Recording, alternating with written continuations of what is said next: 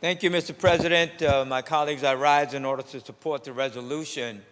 I am so happy and pleased that both the Assembly and the Senate in their resolutions consider how important it is that the foundation aid formula has been increased to over $1 billion in both resolutions.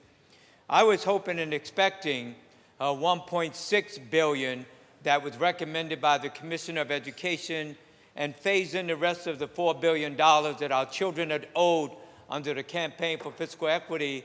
But I am pleased with the fact that the priorities of both the Assembly and the Senate is about education. And I say to my colleagues here in the Senate that I did a tour of several cities in the state of New York with the Alliance for Quality Education for Education. I went to Rochester, New York, and visited schools there and talked to some of the parent and leaders in the administration. Rochester has a very poor school district, and based on their poverty level and the number of children of minorities, blacks, and Latinos, it is considered the 8th poorest school district in the country, not only the Empire State, but the country.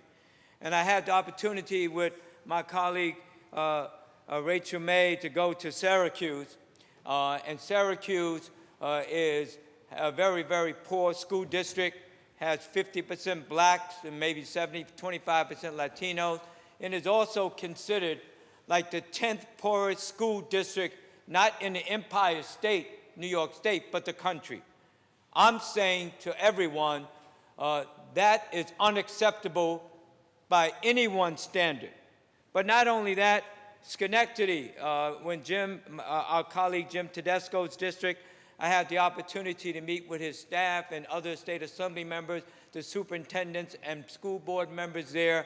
We toured the school, and that district is in need, just like Rochester and Syracuse, not at the same level, but they're in need. Even the superintendent said that several years ago they filed an action of discrimination against New York State with the federal government because of the situations in Schenectady.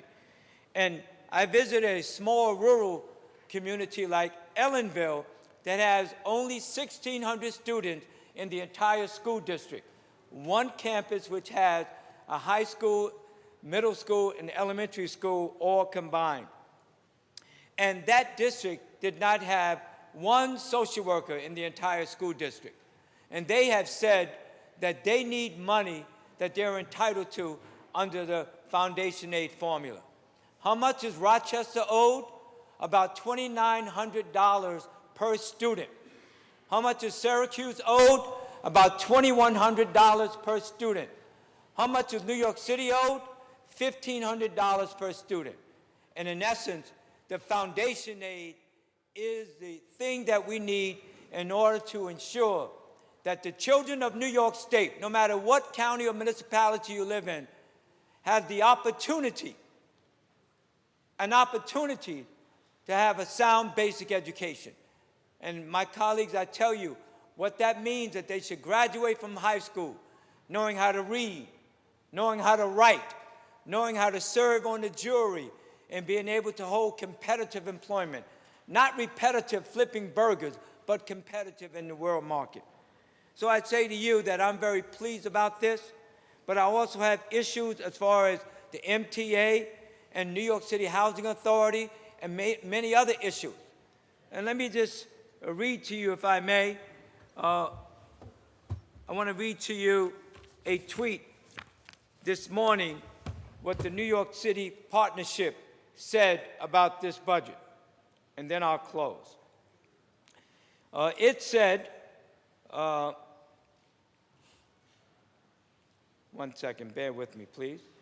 Congratulations to Andrea Stewart-Cousins on a fiscally responsible budget proposal that includes congestion pricing to fund transit. Check out our full statement, and they give you the website.